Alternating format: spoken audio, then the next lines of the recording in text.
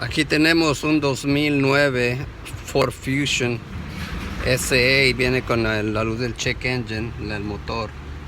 Y el cliente me dice que el carro no tiene fuerza, le pisa y no levanta, pero que ya que levanta tiene buena fuerza. Entonces vamos a ver qué aparece aquí en el código. Tenemos aquí, le hemos puesto un escáner pequeño que es bien simple, sencillo, ¿verdad? Le dice como sencillo de usar. A ver, aquí dice.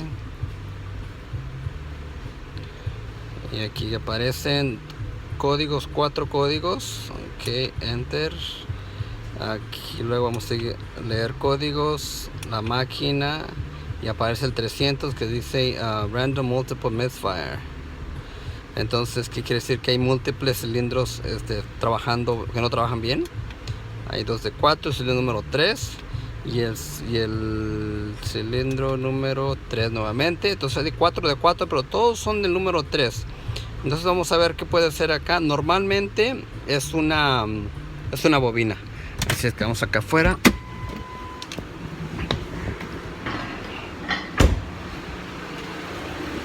Ok, aquí vemos que es el cilindro número 3, dijimos, ¿verdad? Entonces el cilindro número, esto es un motor 3.0 que lo tiene acá. Entonces vamos a ver cuál es el número 3, pero normalmente como funciona sería 1, 2, 3, 4, 5, 6. Entonces sería el número 3 de atrás, ¿ok? Entonces vamos a trabajar ahí.